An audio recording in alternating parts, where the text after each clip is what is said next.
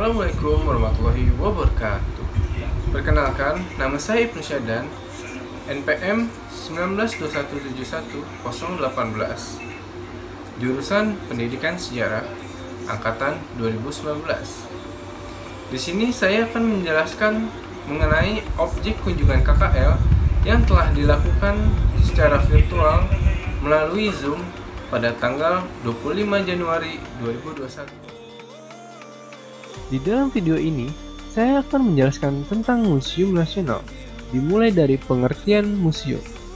Menurut Peraturan Pemerintah Nomor 66 Tahun 2015 tentang museum, museum adalah lembaga yang berfungsi melindungi, mengembangkan, memanfaatkan koleksi, dan mengomunikasikannya kepada masyarakat luas. Dan saya akan menjelaskan secara singkat mengenai sejarah Museum Nasional ini. Sejarah Museum Nasional berawal dari sebuah organisasi yang bernama Batavia Asgenootschap van Kunsten en Wetenschappen. Lembaga ini didirikan pada 24 April 1778. Sehingga pada saat ini, setiap tanggal 24 April dijadikan sebagai hari jadi Museum Nasional. Salah satu pendirinya yaitu D.C.M. Radermacher, yaitu seorang ilmuwan Belanda yang menyumbangkan sejumlah koleksi benda budaya, buku, serta rumahnya di Jalan Kalibesar Jakarta untuk dijadikan museum. Di depan Museum Nasional ini terdapat patung gajah atau arca gajah yang terbuat dari perunggu di halaman depannya.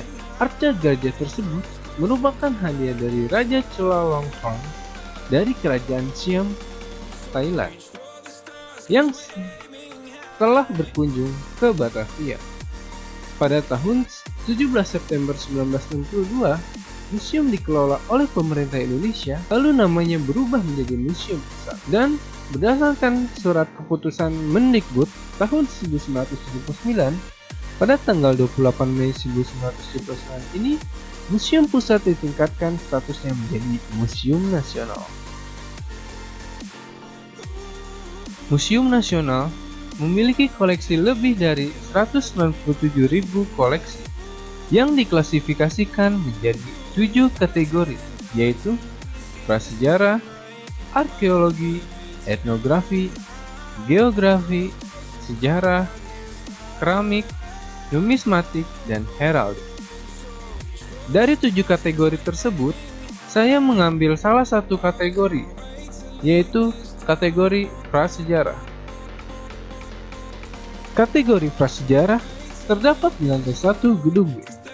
Di tempat ini dipamerkan fosil Stegodon atau gajah purba yang ditemukan di daerah Sangiran. Stegodon berasal dari famili Stegodontidae. Bentuk tubuhnya cenderung besar dan kekar, sehingga disebut binaragawan gajah.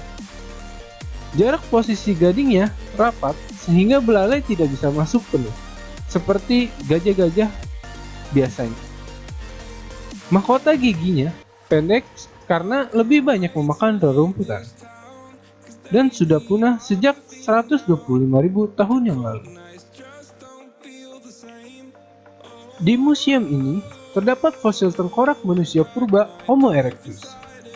Homo erectus dibagi menjadi 3 jenis, yaitu progresif, tipik, dan arkaik. Homo erectus arkaik merupakan tipe yang paling tua, ditemukan pada lapisan lempung hitam, formasi pucangan, dan Grensbank di Sangiran, serta pasir vulkanik di utara Perni, Mojokerto. Tipe ini menunjukkan tipe yang paling arkaik dan kekar dengan volume otak sekitar 870 cc. Lalu, tipe tipik. Tipe ini lebih maju dibandingkan dengan tipe arkaik. Merupakan bagian terbanyak dari Homo erectus di Indonesia. Sebagian besar ditemukan di Sangiran dan lainnya ditemukan di Trinil Ngawi, Kedung Brebes Madiun, Pati Ayam Kudus, dan sejak tahun 2011 ditemukan pula di Semedo, Tegal. Konstruksi tengkoraknya lebih ramping, meskipun dahi masih landai dan agak tembus. Kapasitas otak sekitar 1000 cc. Lalu yang terakhir yaitu jenis progresif. Merupakan jenis yang paling maju. Sebagian besar ditemukan pada endapan aluvial di Landong Blora, Selop Puro Ngawi, dan pada endapan vulkanik di Sambung Macan Sragen. Volume otak sudah mencapai 1100 cc dengan atap tengkorak yang lebih tinggi dan lebih membundar. Lalu, di ruangan ini juga terdapat diorama tentang bagaimana pola kehidupan manusia purba yang hidup di Sangiran berdasarkan bukti-bukti yang telah ditemukan. Situs Sangiran adalah salah satu situs terbesar dan sudah dicatatkan sebagai warisan dunia oleh UNESCO, yang dimana di situs ini ditemukan hampir 60% temuan-temuan fosil manusia purba. Di ruangan ini juga terdapat replika gua dan kehidupan masa prasejarah akhir, yaitu temuan kuburan Jelini.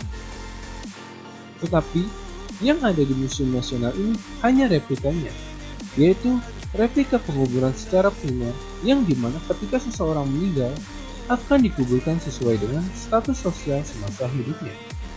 Uniknya, manusia pada masa itu mulai menguburkan dengan menyertakan bekal kubur. Di kuburan manusia purba Gilimanuk ini ditemukan spatula, mata panah, parang, sebagai bekal kubur yang kemungkinan berkaitan dengan sistem kepercayaan mereka yang mereka yakini akan hidup kembali setelah kematian. Sekian dari saya. Mohon maaf bila ada kesalahan kata dalam video ini. Semoga video ini bermanfaat untuk kita semua. Terima kasih. Wassalamualaikum warahmatullahi wabarakatuh. Tanggal 24 April tahun 1778. Bayangkan, 1778. Jadi sangat luar biasa, alhamdulillah, dan Museum Nasional ini telah